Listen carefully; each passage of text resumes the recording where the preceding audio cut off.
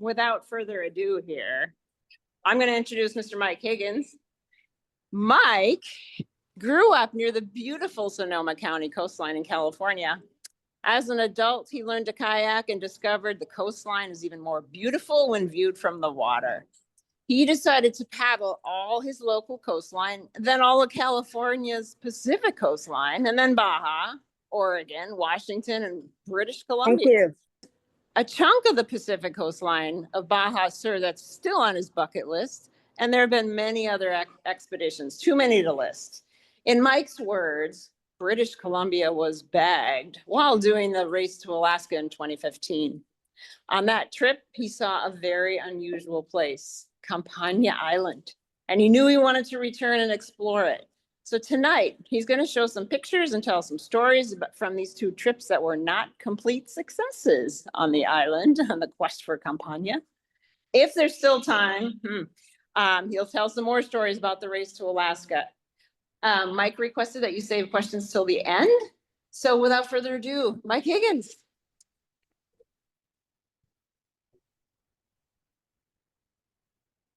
Hi, in case anybody here doesn't know where Campania Island is, I'll bet you don't.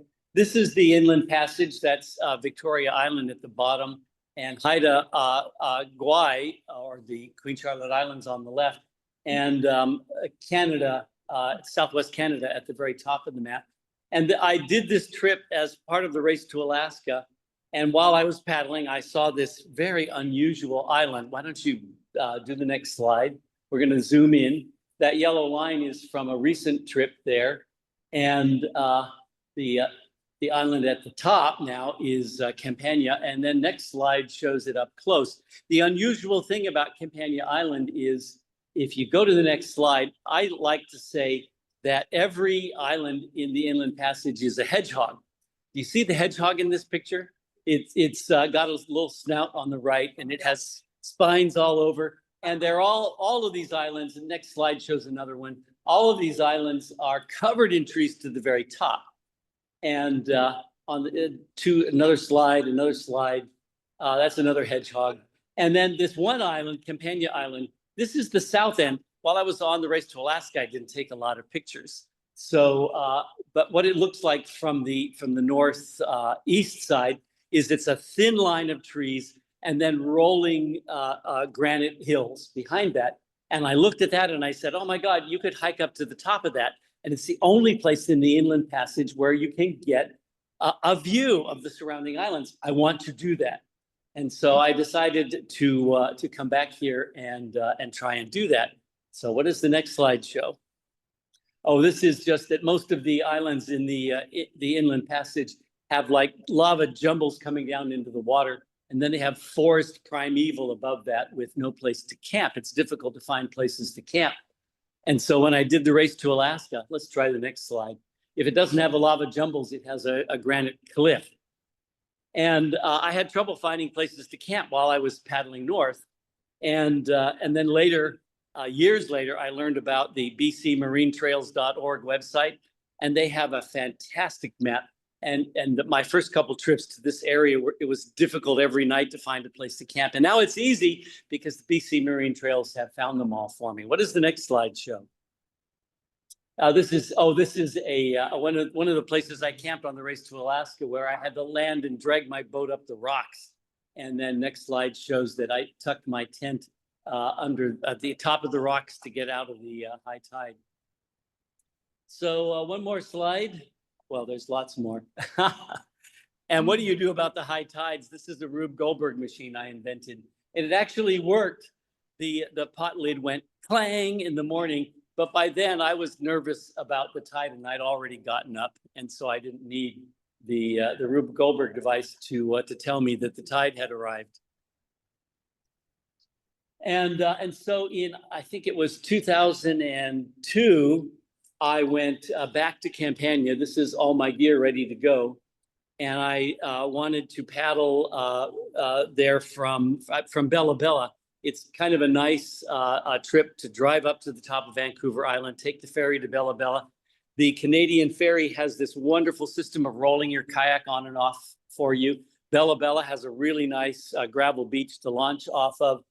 And then I paddled north. Let's see what I saw on that trip. Oh, this is the ferry at Port Hardy, and to me, it looks like a church.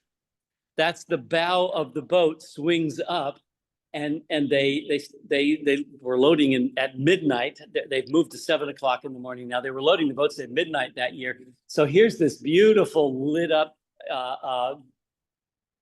temple with that inviting open door to walk into and go on a boat ride. And another slide. And I had a pretty good weather. I expected to get rained on, but this is what the inland passage looks like if you haven't been there.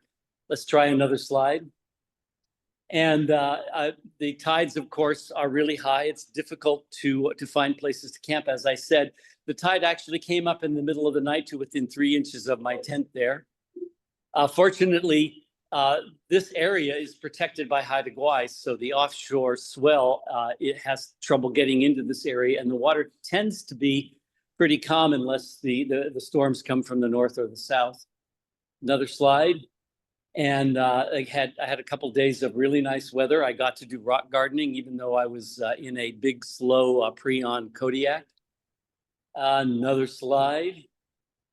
And this is the disadvantage of not having discovered the BC Marine water trails people, is that one of the worst places I ever camped was in a place called the Higgins Passage, which I love to go through because my last name is Higgins. And so whenever I'm in the area, I make it a point to go through this. It's between Price Island and I forget the name of the island, Swagger Island or something like that, north of it. And there's a very narrow passage, and I've been through it a couple times now. And then I discovered it on the BC Marine Trails map that a half a mile from this miserable place that I camped, where I rolled into my tent and it sank down into the brush, that there was a beautiful a native village in the Higgins Passage, although it has since been restricted by the First Nations people. They're asking people not to camp there anymore. But back in the 10 years ago, you could have camped here in that village. As a matter of fact, I'm told it was one of Kayak Bill's hangouts. Next slide. And I discovered this beautiful beach on that trip to Campania. And this is at, now I'm forgetting the name of the island, but at any rate, this camp is not on the BC Marine Trails list. So I've been meaning to talk to them and see if they want to add it. And this is Anastansable Island. I'm probably not pronouncing it right. This is where I got water. And Anastansable is the last island before Campania. And it also had this beautiful camp near the north end that I don't see on their map. One more slide. And that's Campania Island from that beach that I camped at. It looks really far away, but it was just one day's paddle. I think it's like less than 15 miles from here. And to me, 20 miles is a relaxing vacation paddle. That's not true for everybody, I hear. But so I could see Campania Island, that's where I want to be. And then unfortunately, I listened to the weather report, and the next 4 days were going to be 32 knot winds. They were blowing my way. And so I could have surfed across to Campania Island, but I had taken too many layover days. And if this storm lasted more than 4 days, I'd run out of supplies. And so I decided that if there was going to be 32 knot winds, it was going to take me more days to get back to Bella Bella than I had food. And so I turned back here, and I didn't get to go to the island. And as a matter of fact, going back into 32 knot winds was a little bit miserable. I had to camp in some horrible places, maybe even worse than that one in the Higgins Passage. This is one of the places I camped during the storm. And then, of course, by the time I got back to Bella Bella, this is like just 6 miles from the ferry terminal in Bella Bella, the weather cleared up and it was gorgeous. And it's like, oh, I wish I hadn't turned back. And then this is the area near Bella Bella still. Another slide. This is that lighthouse just north of Bella Bella. And then one more slide is this is Bella Bella, the ferry terminal. And so a couple of years later, just last year, I went back and I went earlier in the year, so the weather was better. So this is nice weather heading north again out of Bella Bella. And another slide. This is one of the campsites that was recommended by the BC Marine Trails people. And so this trip was a whole lot easier than other trips I've done in this area. Another slide. And you can see the weather was really great. I got to go rock gardening in my big, heavy expedition boat. Another slide. And this is the entrance to that native village you're not allowed to camp in. And behind me, there's like 2 rows of rocks in the water to help guide your dugout canoe into the right place to land. So it's and then there's like acres of a couple acres of flat area up there to camp in. This is Monk Bay, which is another nice campground. It has this sandy beach for landing on. You don't have to drag your boat over the rocks. And then there's room for like 6 tents up in the above the high tide line. That's a nice place to camp. And there's Campania Island again. And this is from a camping beach on Anastanzable Island. So I'm getting closer. And another slide, it should be getting closer. And another slide, it's actually on the other side of a spit here. Campania is still there. And then closer still. And finally, one more slide. I'm getting to rock garden around the rocks on the south end of Campania Island. And so I'm finally going to get to this place that I've been trying to get to for so long. And there I am on, I'm a bit confused about the beach descriptions by the BC Marine Trails people. They said this beach had a trail going into the inland. And of course, I'm here because I want to go to the inland and I want to hike on all that granite. And I had a devil of a time. There was a trail, but it petered out and you had to beat your way through the forest primeval. But the next slide, has anybody else here heard about the wolves of Campania Island? I hear they're all over some kayaking social media sites. A couple weeks before I landed here, a couple other BASK members, Tom and Ellen, were camping in this same area. And the wolves came and started stealing their gear. And they were packing up to leave. And the wolves would run up and grab a dry bag that they found they could reach and run off with it. And what happened to me was the next morning, I woke up to the sound of somebody chewing on my kayak. And I stuck my head out my tent and there was a wolf chewing on my kayak. And I yelled at it and it just looked at me. And then it went back to chewing. And so I put my boots on and I got out my air horn and I yelled and I honked at it. And it like stepped back 20 feet, but just stayed there. And there were 3 things I was supposed to be thinking at the time. I was supposed to be saying, oh my God, a wolf, you know, I should be afraid. Well, it was kind of a small wolf. I thought it was a coyote at first, but they don't have coyotes up here. And then the second thing I was supposed to think was, I am so lucky to see this wild animal in his natural environment. And the third thing I was thinking, what I should have been thinking was, where's my camera? So I don't have a picture of the wolves because before I could think about my camera, I noticed there was a second wolf and he was down at the beach and he had something big and black in his mouth. And then I realized it was my spray skirt. So I ran down to the beach. I am a good camper. My food was 100 yards away in bear cans, and there was no food for these guys to get. Why are they after my stuff? So I ran down the beach towards the wolf, and he ran down the beach, and I chased him, thinking, he'll drop it because it's a cumbersome thing to carry. And then he ran behind a rock. I ran around the other side of the rock. He ran back the other way. I ran back the other way. And after a couple cycles like this, I ran all the way around the rock and he ran down the beach. And every time he tripped over this big thing in his mouth, I think, oh, he's going to drop it now and I'll get it back. But he would stop. He would rearrange it in his mouth and then he would take off again. I could figure out why he wanted my spray skirt so much. And then he ran into the woods. Hey, go to the next slide. The forest primeval. And as you'll hear later, I didn't get to spend a lot of time. I spent like an hour sticking my nose in various places. I found somebody else's pack towel. I found a pullover fleece jacket, or a fleece pullover, not a jacket.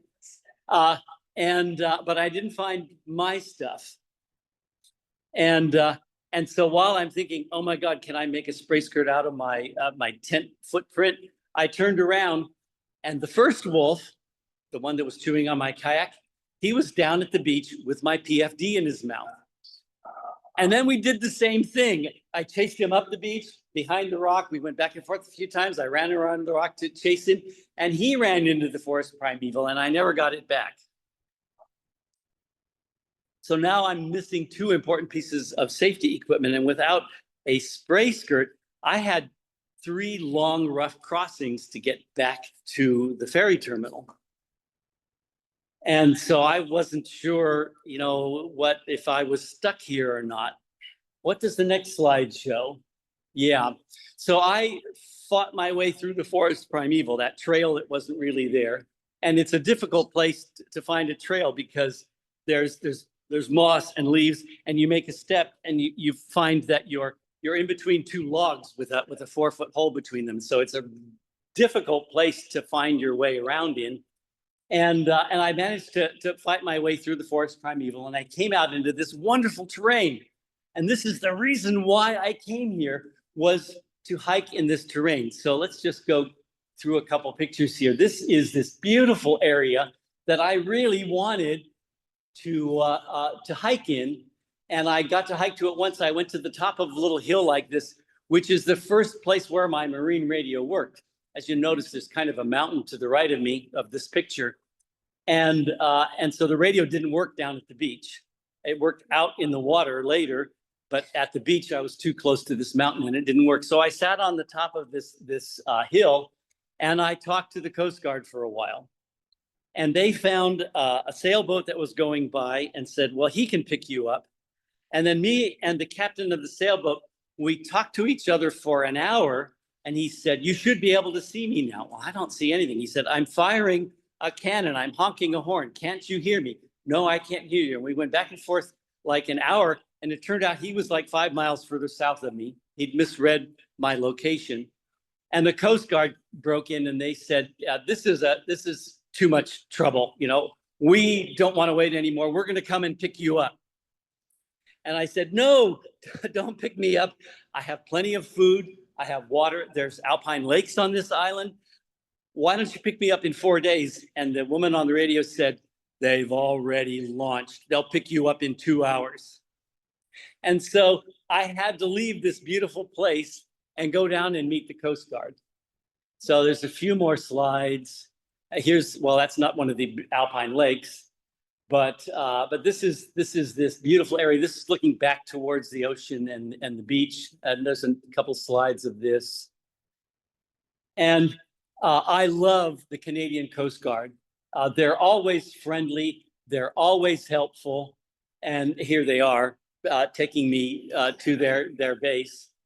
But when I did the race to Alaska, there was this woman who was in charge of the Coast Guard in the whole southern half of the inland passage. And she gave this wonderful talk where the first thing she said to all the R2AK racers was, don't do this. But if you do it, let us help you be safe. Do not hesitate to call us. We don't care about the regulations. We don't care about the rules. All we care about is saving lives first. Whereas the U.S. Coast Guard, I've called them up and said, do you guys want a copy of my float plan while I'm doing California?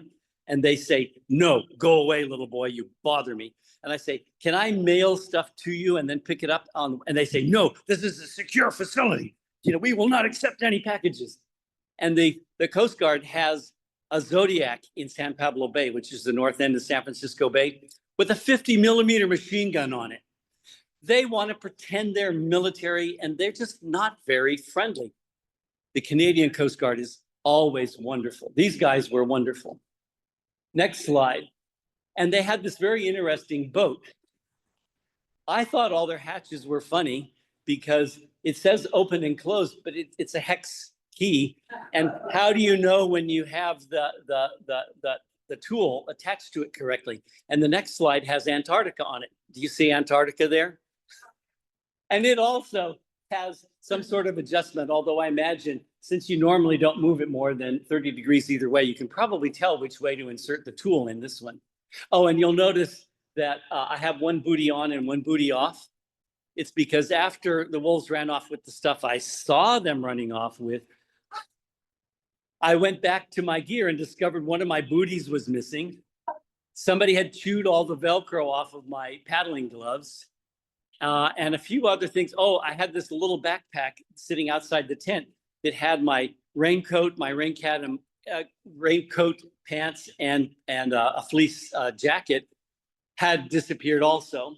And so all kinds of little things disappeared. Now, what Ellen and Tom decided, and I think this is true, is that these were two young wolves, and they were bored, and they discovered that if you go down to the beach and steal things from campers, they'll play keep away with you. And it's really fun. And so they were just messing with me. And I was mad about losing my gear, but they just thought I was hilarious.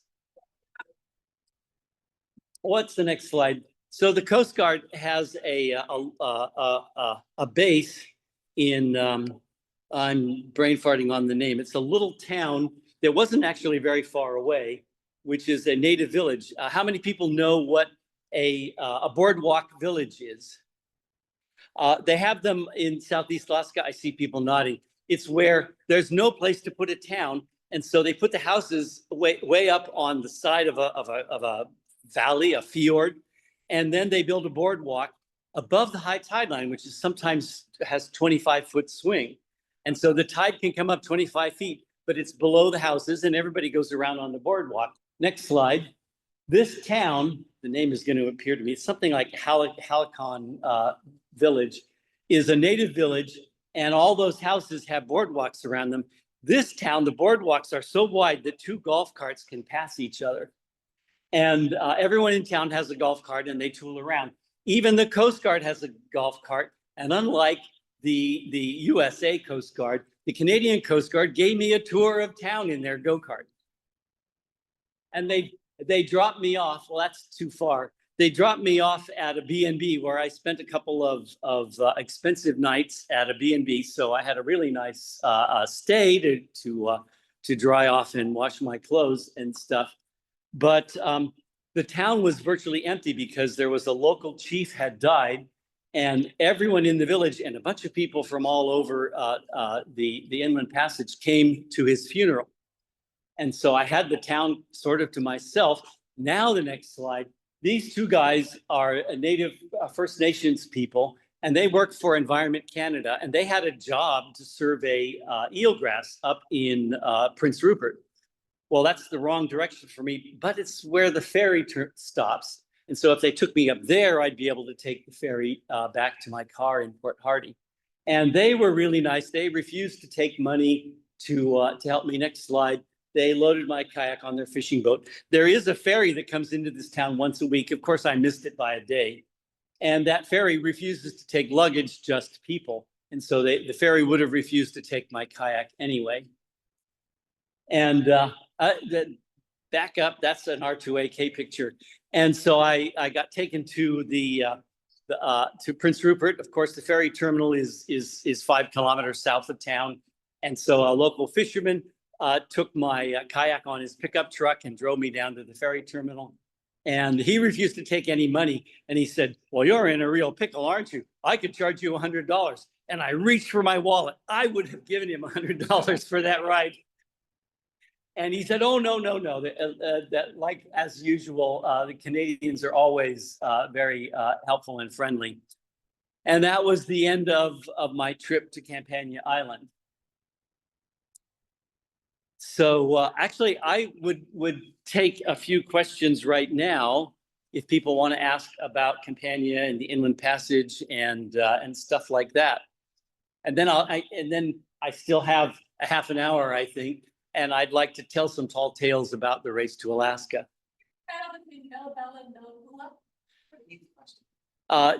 Did I paddle between Bella Bella and Bella Coola? Where is Bella Coola? Isn't that way inland? Oh, yeah, I've seen that one. Does Bella Coola have a road? Yes, it does. Yeah. I've looked at that road, but it's been easier for me to go to Port Hardy and just go north and south on the ferry. As a matter of fact, next week I have a plan.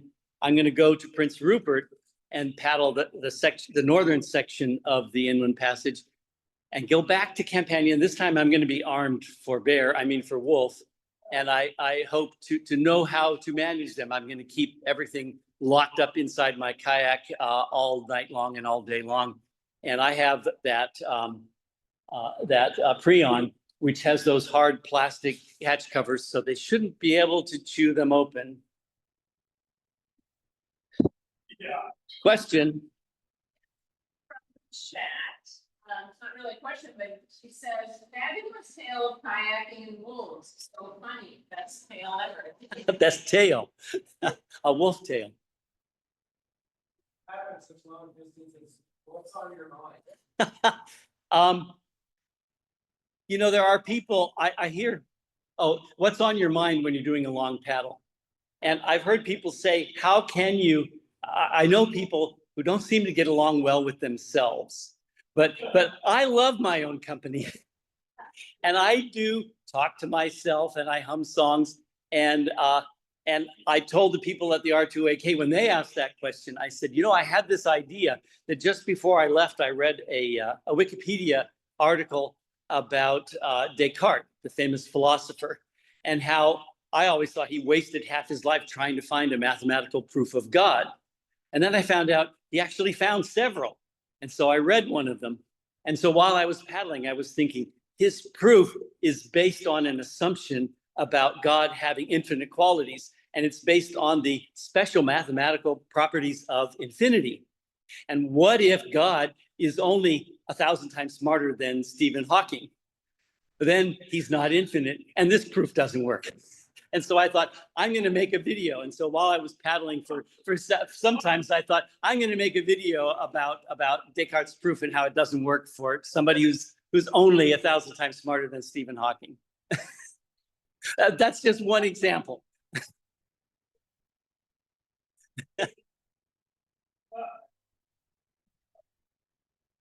No more questions? What was your favorite navigation aid for this trip? Oh, I have, what was my favorite navigation aid? And the answer is, I have several Garmin eTrek H's, which is like a 20-year-old GPS. And because it's 20 years old, it uses standard batteries, AA's. It means I can carry a handful of AA's. It means since battery technology has improved, I can put ever-ready ultimate lithium batteries in it, which last like 7 times longer than a regular AA. And they only cost 4 times as much. It's a great deal. And if you buy a modern GPS, it probably has proprietary batteries, and they cost an arm and a leg, and you have to buy several of them or keep them charged up. And so with just a couple of spare batteries, I can keep one of these old GPSs running for a week easily. And because nobody else wants them, I can buy them cheap on eBay for $40 each. And I have 3 of them in my car now, so that when one of them gets wet and dies in the salt, I have 2 more as a backup. Because it's an old GPS, it has a black and white screen, and black and white screens use the battery 3 times slower than color screens. And I don't understand why anybody wants a color screen on their GPS, because it sucks down the battery. If you're on a long trip, that's a problem. And there's a trick that I learned that I call a setometer, where if you have a dumb GPS that doesn't have a magnetometer, it has a mode where it tells you which way to go. So it has an arrow that points up if you're walking in the right direction. And if you start paddling with your arrow pointing up and the current pushes you sideways, the arrow will rotate.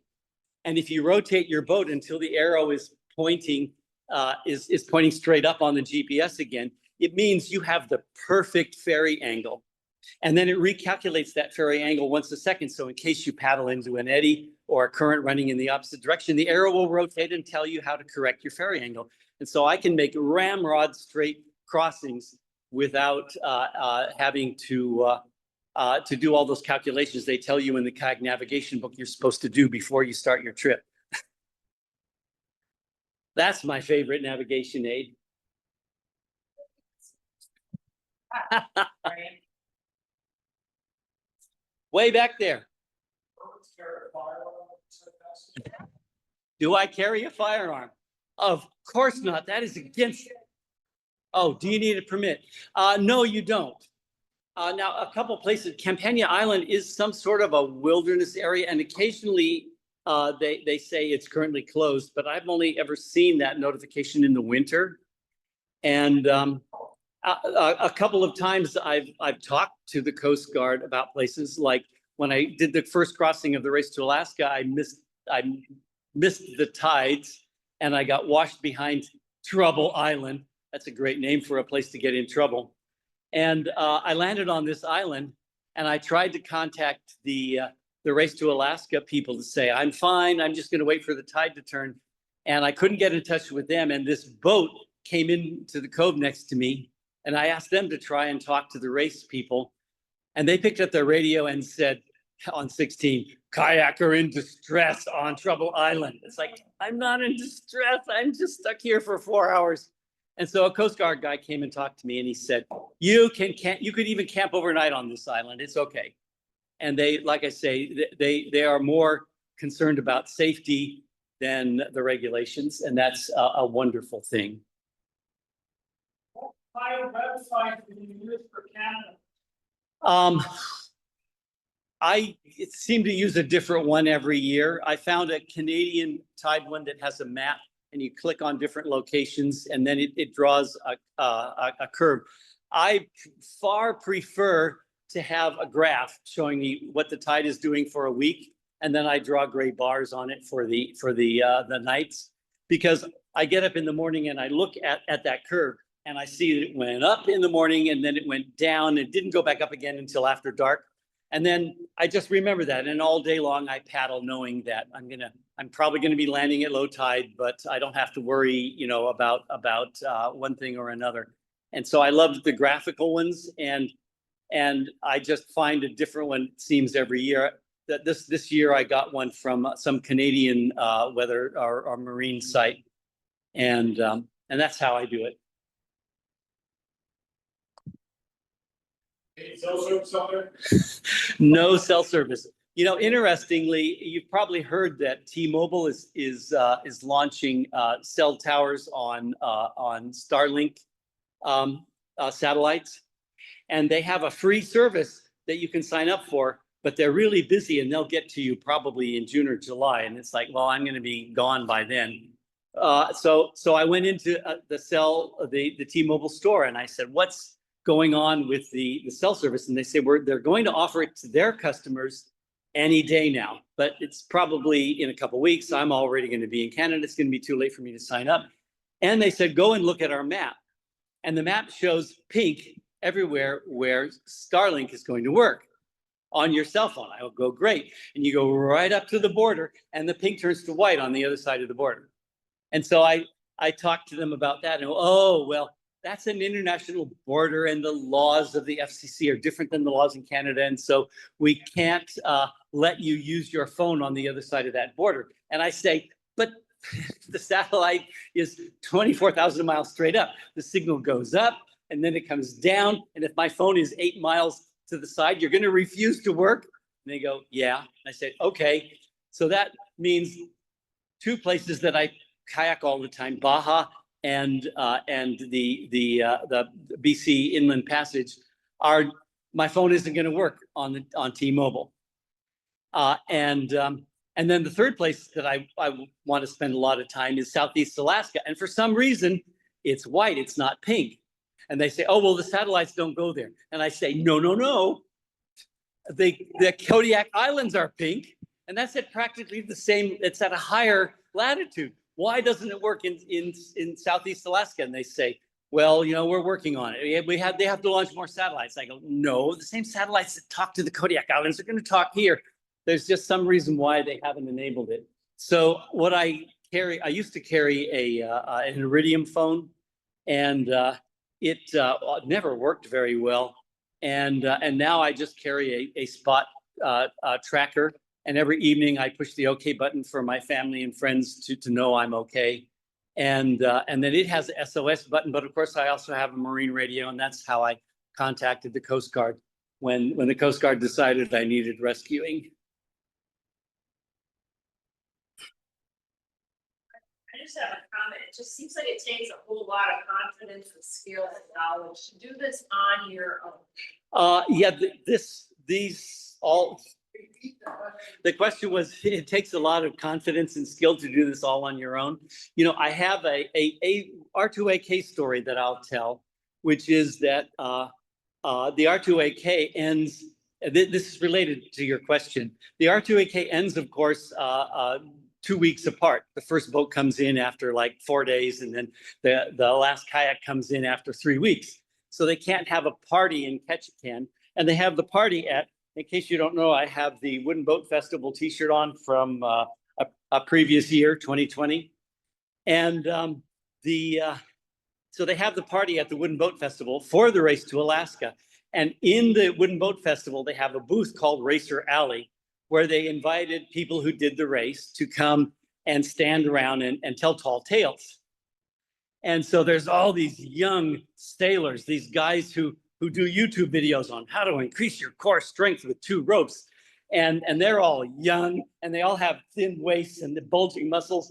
And one of these guys looked at me and he said, "You don't look like the kind of guy who does this sort of thing." And fortunately, I'm thick-skinned, and I just laughed. And the reason why I could do this sort of thing is that I've been hanging out in BASK. And I saw on Zoom a bunch of BASK members were here, and people like Gene Severinghouse of BASK taught the forward stroke.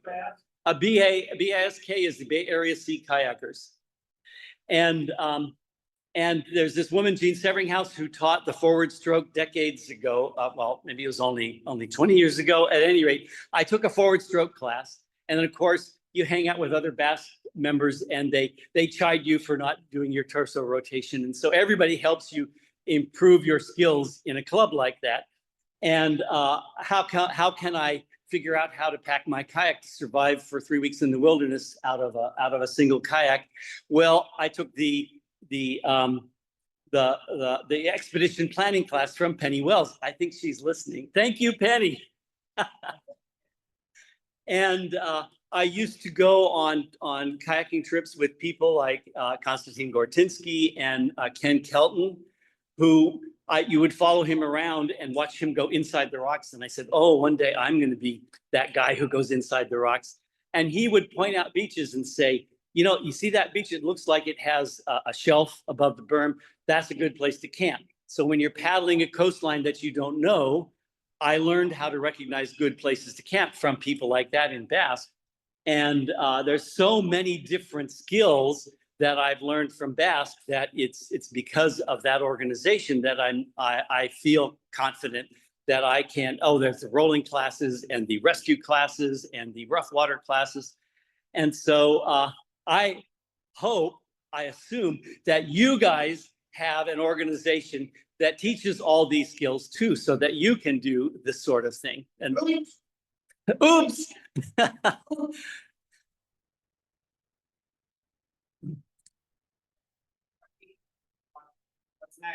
Next. Well, yeah, that was my last story, but I should get 10 more minutes because you started late.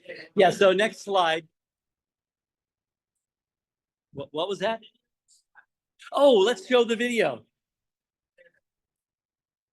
The people who did the race to Alaska is the the Northwest Maritime, I don't know what it is, Association. Okay, Go. Gotta not talk during the video.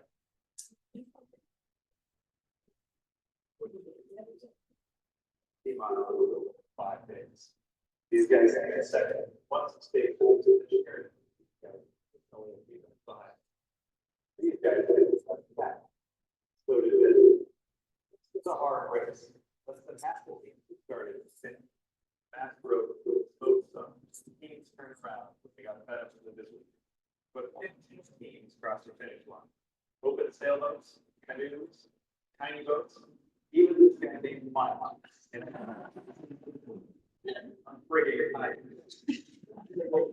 Very, very last year. And we were thrilled with the diverse range of interest last year. While we know the race to last and brain department isn't forever, we wanted to make sure that everyone felt excited to participate, even the fans. So we have here formal invitation for Larry Ellison. The American Cup. To participate in the artistry game. Here's your time. In the American Cup, race, entering and unsupported all the way to get rules and time allowed. And if you can just finish the race, I am authorized to give you, Larry Ellison, your own personal set of race.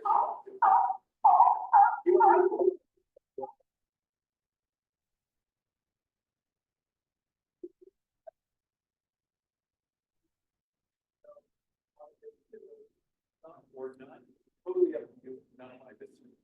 All you have to do is enter a vote and sit in America's Cup, complete the race, just like mine.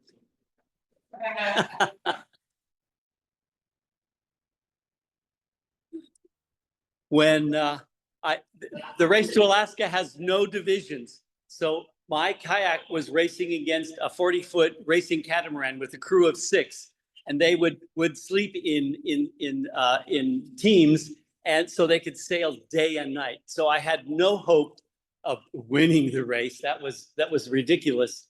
And second place was a set of steak knives. The first place was $10,000. Second place was a set of steak knives. And I'm used to this sort of thing. The Sea Gypsy race down in Half Moon Bay, they gave first prize was a bottle of hot sauce. And so I'm kind of used to races that have prizes that are jokes. And it didn't bother me at all. This is the start of the race to Alaska in 2015. So it starts at like 5 o'clock in the morning. And what is the hardest part of the race to Alaska? To me, there were 2 big worries, one of which was the weather might turn bad. So if the wind came up, I would be really sorry. And fortunately, the wind was reasonable. It wasn't 0, but it was reasonable. And the second big worry is, what if I have to go to the potty in the middle of the crossing? And then next slide is a picture of, this is Trouble Island, where I mistimed, well, I didn't mistime the tides. I used my GPS to drive me straight across the crossing, thinking I would make the shortest crossing and then I would eddy hop. But this island caused the tide, and there was a 5-knot tide in the evening to scour the cliffs nearby. And so their water was all running the wrong way, and I could not find a way to eddy hop out of this area. And so I had to sit on this island and talk to the Coast Guard and wait for hours for the tide to turn. There's actually several islands there, and in between 2 of the islands, there was water trying to flow in between them, and then it dropped a foot, and then it continued out the other side. And that was when I had to stop and wait. What does the next slide show? This is inside Victoria Harbor. And when I landed, there were 2 guys in sailboats next to me. And one of them said, oh my God, that was the hardest day of sailing I ever did. I'm exhausted. And I wasn't going to say anything, but he turned around and looked at me and said, you paddle the whole way? And at that moment, my boat was still in the water, and I said, yes. And I grabbed my tow line and I pulled my boat up onto the dock. And I'm still going. What does the next slide show? This is, I think, Johnstone Straits, and I just thought it was a beautiful picture of a sunset from my tent on the beach. This is just part of the many wonderful things I'm infamous for. When I landed in Ketchikan, the first thing I said was, "Never again." And then I kind of apologized to one of the race organizers, the guy on the right in that video. That video is available somewhere on YouTube if you search for R2AK. That rich guy, Larry Ellison. If anybody doesn't know, he's like the 5th richest man in the world, but instead of building rocket ships, he builds sailboats. Everybody know that? I think he looks a lot like Ken Sun back there. I think Ken Sun could pretend to be Larry Ellison and succeed. Next slide. Yeah, and this is just one of the many difficult places to camp that I found. The tide came up in those rocks there in the middle of the night, but the tide was okay. And of course, the tides got higher and higher until they were like 25 feet by the end of the trip.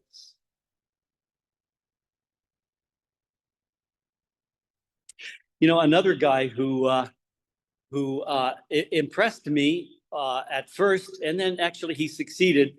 When I was doing the race to Alaska, there was this guy trying to do it in a stand-up paddleboard.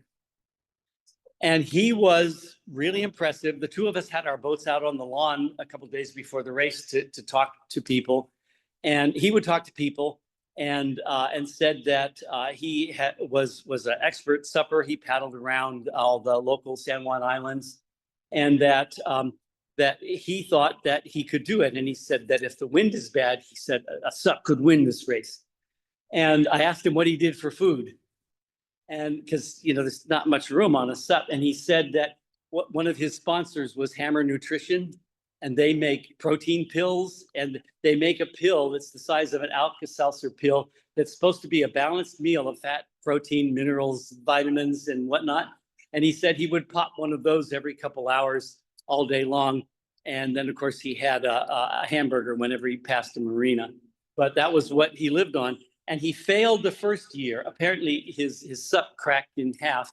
But he did it the second year, and he did it in fewer days than I did it. So it really was possible. But the first year he did, I think he did it. The first try was in 2016. I was crossing the San Juan de Fuco, but I had learned that you don't want to cross directly across and then eddy hop up. You want to cross and come close to shore west of the channel, and then turn at the last minute and duck into the channel when the tide starts to get strong.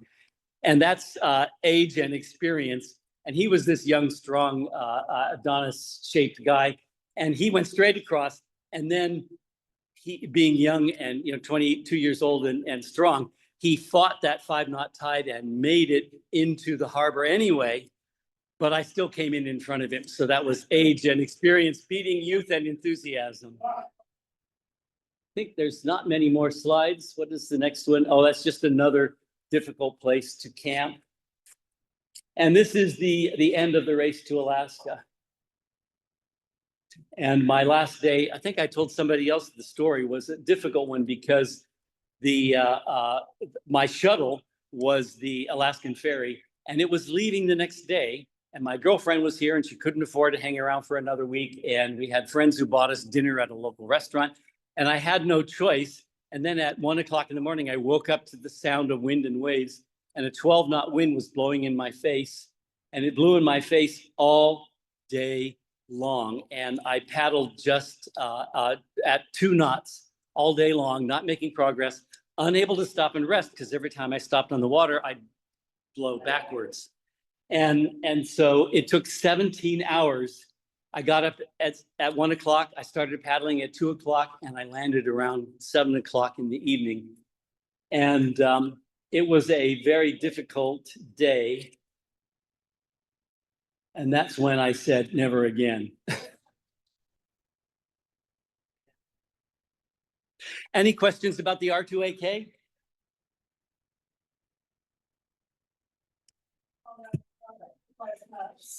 Well, I had a handicap, and that was I was carrying all my food in 3 bear cans. And I packed enough food for 21 days, but I had trouble fitting 7 days in a bear can. And so I would throw things out until it would fit. And so after the trip, my doctor was really upset at me because I lost like 25 pounds on the race to Alaska. So I went back and I counted how many calories were in each of my meals. And I was eating around 1,800 calories a day. And they say that's not enough, especially if you're working hard.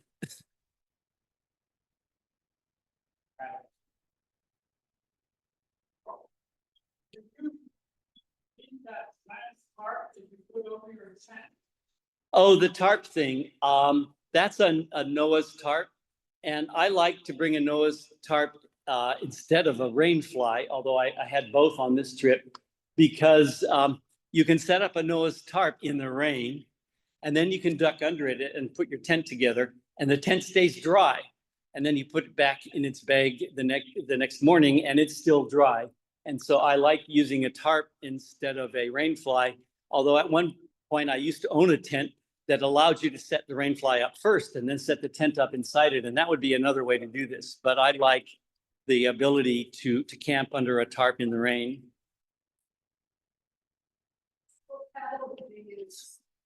I love Greenland paddles. So I forget which one I had on this trip. Originally I carved a couple of Greenland paddles, and then I bought a Superior Kayak carbon fiber paddle, which I refer to as a Stone Age tool made out of space age materials. And I broke that at some point, and then I got one from, I think it was Western Sea Kayakers, some other kayak company, and I don't want to even mention their name now because I hated it. It was a 3-part one, and it kept coming apart, and then the bolts rusted, and it would rattle and clunk while you were paddling. And now I have a King paddle, which is a cheap Chinese brand you can buy from Alibaba for like $170 plus $40 shipping, and that's what I'm carrying around now. But I guess I have been on one long trip with it, and it has survived so far. It looks like they want to kick me off. One last question? Nope, time's up.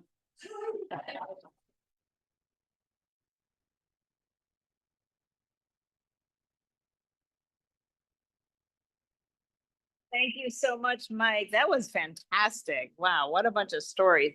So again, we're going to wrap it up here. Next meeting again is June 25th. Nigel Foster will be back to join us. If you missed him the first time, he's very entertaining as well.